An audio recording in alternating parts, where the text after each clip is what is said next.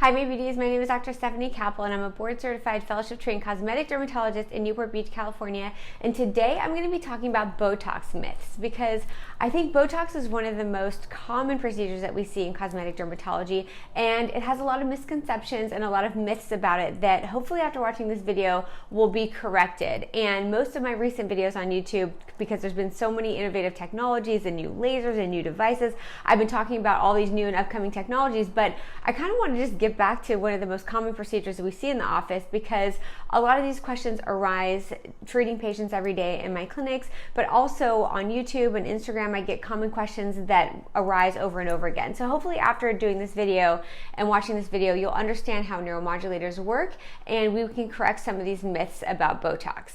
So before I move on, I ask that you like and subscribe. I drop new dermatologic information every Sunday. I've been consistent with it. And drop a comment in the comment section if there's something that you want me to discuss or a topic that you want me to bring up. Okay, look at me, I'm so organized. I wrote these down this time. I usually don't write things down. I just do these videos on the fly. Okay, so if you start, the first myth, number one, if you start, you'd be worse off than before you started Botox. And that is a myth. That's not true.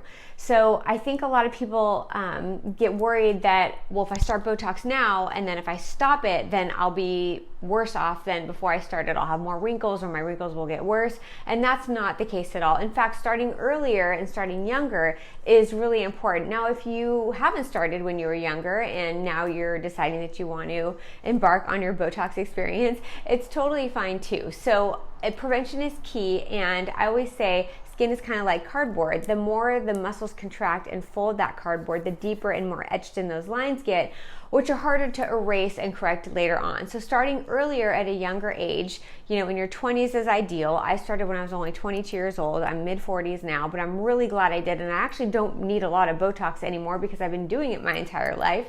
And I think less is more, especially when you're starting younger, but prevention is key. And there's a lot to say for that. When I see younger patients in my clinic, I always call it baby Botox, and we just target the muscles that are more active in that individual patient. Now, not all patients are created equal. Some people have a lot of forehead lines because they recruit their frontalis muscle a lot more. Some people will have no forehead lines and have all the recruitment in the crow's feet. Sometimes people will have 11 lines with no lines anywhere else. So you kind of can see at a younger age where you're going to start to show signs of aging and fine lines and wrinkles and later on deep etched in lines. And you can kind of look at your parents and grandparents to see where those lines are forming and know that that's in your genetic blueprint to kind of form those same lines too, and then take a preventative approach and gently, very delicately, and very diligently prevent those lines from forming and becoming etched in later on. Now, if somebody is younger and they're not even moving their forehead normally, they don't really have a lot of fine lines and wrinkles, and they want Botox, I usually won't even give that to them. And if you're a patient of mine, you know I turn away services all the time because if you don't need it, I'm not going to give it to you.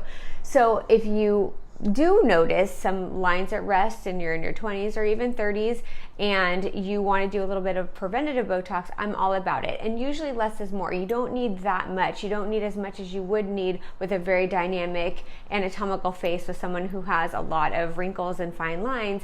But every individual patient is different, and I can't emphasize that enough. When I look at Instagram and I have these things pop up on my stories, PDFs, memorize these placement points for Botox, and you do the same thing on every patient, that's like the worst way to practice medicine, and I feel like the worst way to inject Botox. Every individual patient is different. Every individual patient ages at a different pace. Someone in their 20s may have more wrinkles than someone in their 40s just because of their genetic blueprint or their anatomical variances. So it's really important to customize each Botox treatment for each individual patient, their age, how much movement they have, how animated they are, and their different musculature. Different people have different anatomy and anatomical variants of their muscles and how they're inserted and how they pull and how they move. So it's really important as an injector to strategically place each unit. It's not a matter of how many units you're getting.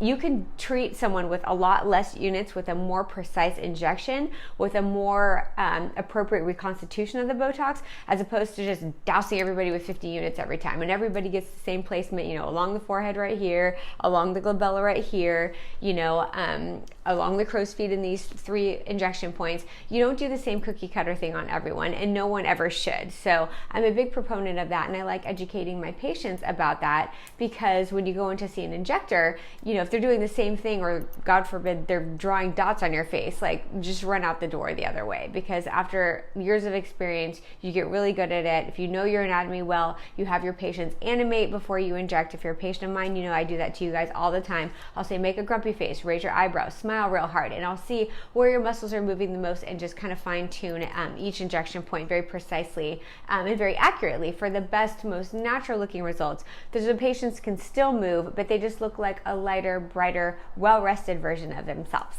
Okay, the other most common Botox myth is that it's dangerous, or that it's a toxin. So although it is called botulinum toxin, there's different variants of these neuromodulators, and it is a very safe and effective treatment. Sorry for the siren outside. This is real life. This is authentic. You gotta post these videos when you have the time, and if a fire truck wants to go by, it's going to, I guess. Oh my God. So the other myth is that Botox is dangerous, or that it's a toxin. And although it's called botulinum toxin, it's a neuromodulator that's actually a pharmaceutical agent. And I read once that botulinum toxin is the most researched and the most researched pharmaceutical on the market, because not only are we using it in aesthetics and cosmetic dermatology, but you have to remember a lot of areas of medicine and different intercollegial colleagues of mine use it for medicinal purposes for their patients. Neurologists use it for migraine headaches, pediatrics, the pediatric population with cervical dystonias, muscular dystrophy, and things of that nature, where these kiddos are needing hundreds of units every 3 months. It's a very common treatment for them. Bladder spasticity for urology colleagues. There's so many indications now for Botox in different areas of medicine, where they're using a lot more over an extended period of time, over decades, that it's been really well studied and well researched with very minimal complications or side effects. Now, there are a few patients, I feel like I've read also 2% or less of the patient population, whether it's in aesthetics or neurology or pediatrics or in urology, neurology, or any of the other intercollegial subspecialties of medicine, that can get flu-like symptoms or headaches at sometimes from neuromodulators.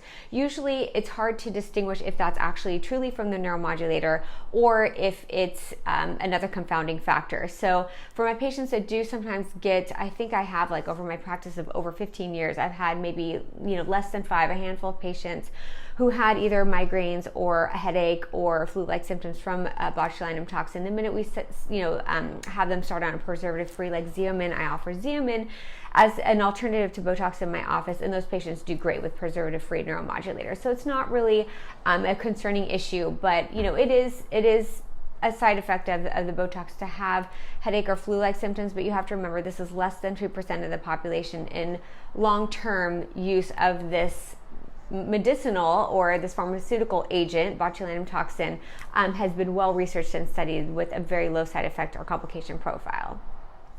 The next misconception is that all injectors are created equal. Now, why do you see some Groupons for Botox, and then why do you see some elite medical practices where Botox is $16 a unit versus, the Botox truck that's mobile Botox? We have one on the corner here in Orange County that I cringe every time I drive by, and probably is the reason why I see a lot of dropped lids and asymmetric smiles in my office from complications from these mobile Botox or Groupon Botox experiences that patients are experiencing.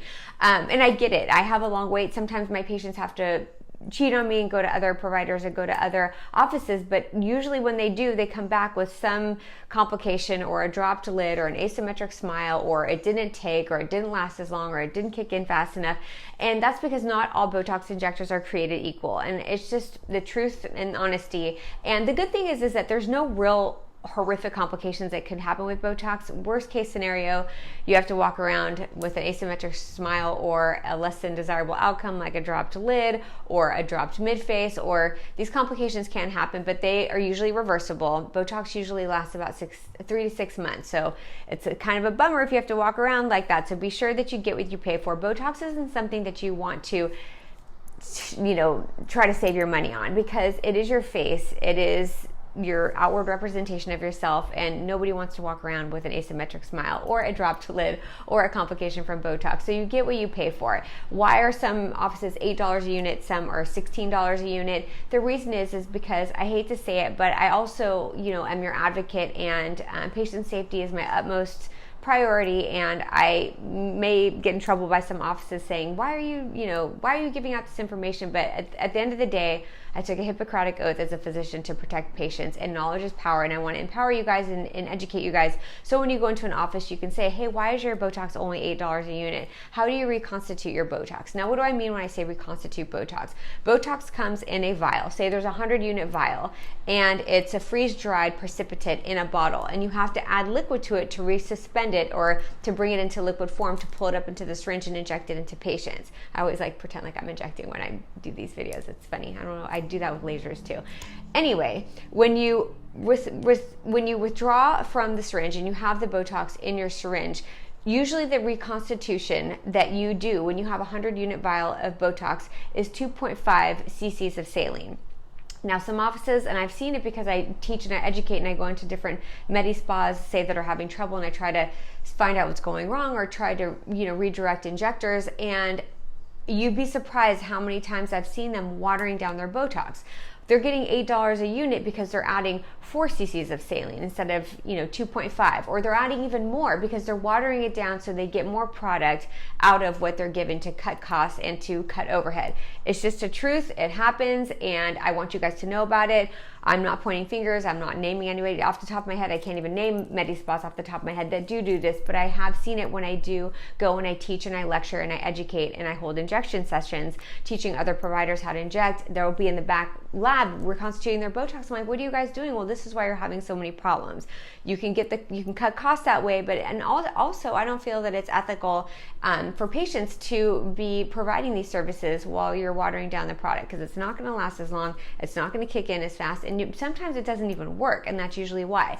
The other problem with diluting your Botox or watering it down is that Botox was engineered to be reconstituted at a certain percentage, a certain concentration, right? So when you inject, say, a muscle, it's supposed to stay there or maybe diffuse about 1 centimeter out of the treatment area. Not even 1 centimeter, probably half of 1 centimeter with that reconstitution protocol. But what happens is when it's watered down, say, for example, I see this all the time, people won't be able to smile because they had their crow's feet treated. And if it's watered down too much, instead of the orbicularis oculi muscle is a muscle that goes around the orbit of the eye. There's also the zygomatic levator muscles that pull up, they attach from the corner of the mouth to the cheekbone right here. And if the Botox migrates out from the muscle that's responsible for treating the crow's feet, and it goes out a little too far because it's watered down, it's going to knock out that muscle that's responsible for contracting and smiling, so the patients look like they had a stroke or they look like they have a Bell's palsy. I see it all the time, which is why I'm doing this video. I want to protect you guys. So I'm not saying that everybody that has cheap Botox or offers $8 a unit is doing this, but it's empowering to know what to ask your provider. Say, hey, how do you reconstitute your Botox? Are you doing it the right way, or are you watering it down? Just let me know. How are your prices so much less expensive than other providers? Now, sometimes a plastic surgeon or a board certified fellowship trained dermatologist is going to have a higher price point for Botox, because you can't compare 20 years of school to, a month of YouTubing how to do Botox. It's just not the same provider, not the same level of services. So that may be the reason too. But knowledge is power, and that's the whole reason why I want to do this video, so I can discuss all these different topics with you. Okay, another myth that I wanted to talk about is that patients come in all the time for a brow lift and they're like, doctor, I want to lift my brow. And they always do this. I want Botox here to lift my brow. I want Botox in my forehead to lift my forehead. Botox only drops, you guys. It never lifts. Now, there's certain areas of the face that it can lift, but you have to know where to inject and where to place that Botox. So Botox in the frontalis muscle, which is this thin muscle that goes across the forehead, it's a very thin, diffuse muscle, as opposed to the corrugator muscles and the procerus muscles, which is responsible for making the 11 lines. Those are thicker, fatter muscles that require more units, as opposed to the frontalis muscle that kind of is like a sprinkle of very light doses across the whole forehead. Now, when people say, I want Botox here to lift the brow, Botox only drops. Remember, the same muscles that raise your eyebrows and create and open your eyes up and create wrinkles are when that contracts, when that mechanism of the muscle contracting opens the eyes, it also makes the wrinkles. The opposite is true. When you relax that muscle, the eyes get heavy and they get hooded and you get a heavy brow. So it's really important to know how to place your Botox, because you want to soften the forehead lines, but you don't want that really heavy brow look. You don't want to feel like you have somebody sitting on your forehead. So the misconception is, I want to lift my brow. You lift the brow from right here. You don't lift the brow from here. Botox under the lateral eyebrow opens up the eye because the frontalis goes unopposed, and the muscle, which is called the orbicularis oculi, that goes around the eye, contracts. And so when you Botox it right here, it can't contract and pull down. It actually lifts up and elevates the eyebrow, gives a little brow lift and opens up the eyes more. Now, sometimes when you do that, you can get these little rainbows, which we call rainbows, these little creases above the eyebrow. Now, you want to do a little bit of Botox here. It's a balancing act. You want to not get a crease here. You want to open the eyes. You don't want to make it too hooded, but it's very strategic. And again, I've been doing this over 15 years, almost 20 years now. And so I've just gotten really good at knowing exactly where to place it and when not to place it at all. If it's gonna, the side effect of the neuromodulator is gonna outweigh the benefit of it, then I just won't even go in that area at all. But I'm very risk averse. But because of practicing that way, I don't have people walking around with heavy brows, asymmetric brows, heavy lids, dropped lids, and things of that nature, which I see all the time. So remember, to elevate and open up the eye, you want the Botox here. You don't want it here. That's only gonna drop. Okay, another misconception is that I need a ton of Botox or I need a lot of Botox.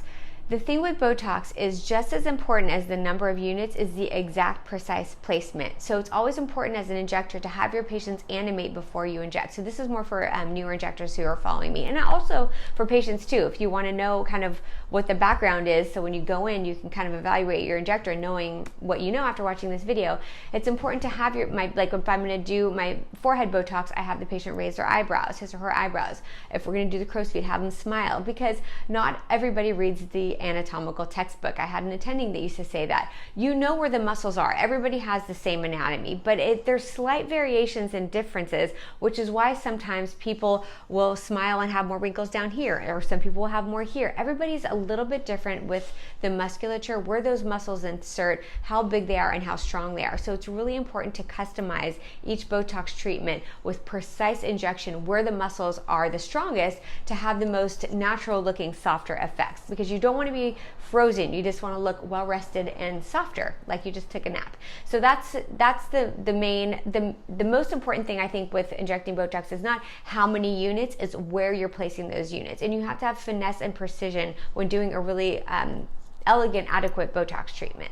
Okay, last but not least, last myth is it's painful. I mean, I see sometimes on Instagram people saying that we offer Pronox, which is like, laughing gas, or topical numbing, or nerve blocks for Botox. That is definitely overkill. If you're going to an injector that needs to give you laughing gas and nerve blocks for Botox, you need to go to a different injector. It should be a good experience. Of course, it's not going to feel amazing, but it's not that bad. And also in my office, I use a 33 gauge needle. They're more expensive. We get them imported from Japan. They're amazing needles, and a tiny little syringe, very elegant syringes that are higher priced, but a better experience for our patients. Sometimes when I go into different offices where I teach and they're using like a 30 gauge needle, those are cheap needles and they're huge, and that's why it hurts, and that's why they have to give numbing medication to their patients, and then their patients have to walk around with a numb face for an hour after Botox, and it also vasodilates, so it causes more bruising. Totally unnecessary. Don't use numbing cream. Be light with your hands, gentle with a very fine, elegant, high-priced needle, and your patients will have a good experience, and you don't have to do all these anesthetic treatments to make your patients have a more comfortable experience. 33 gauge needles instead of a 30 gauge needle is everything. A 30 gauge needle is huge, and of course when you're doing injections along that thin skin around the eyes, it's going to hurt, it's going to bruise, and it's not going to be comfortable. When you're light with your hand and you're very delicate, and of course it's a little pinch because it's a needle going into your skin, but a 33 gauge needle is a lot easier to handle than a 30 gauge needle, especially when it's in the hands of someone who is very gentle. And being a mom of 2 kids, I've gotten to be a very gentle injector because I've had to give out splinters, I've had to suture up my own kids who split their chins open on the playground, and it's happened numerous times. But at the end of the day, being gentle, going slow, using a delicate hand, a tiny little needle, and they are more expensive for offices to purchase, which is why not everybody uses a 30 33 gauge, but honestly, I feel like for the whole patient experience, especially in my office, it's really important. So that's what I choose to do. And if you're a newer injector following me, or if you're a dermatology resident about to graduate and open your own practice, invest in a 33 gauge needle. It's a game changer for the patient's experience, and no numbing cream will be needed.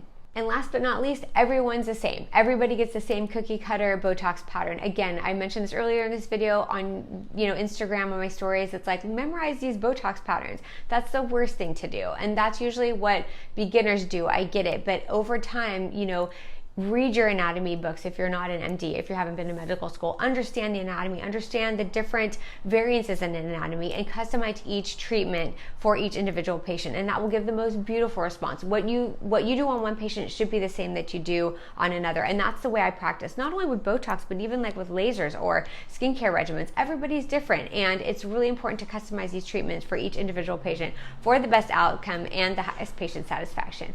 Okay, so that's my Botox video, and thank you guys so much for watching. Be sure to like and subscribe and share this video with anyone who may find it useful, and thank you guys so much for all your support. I love you.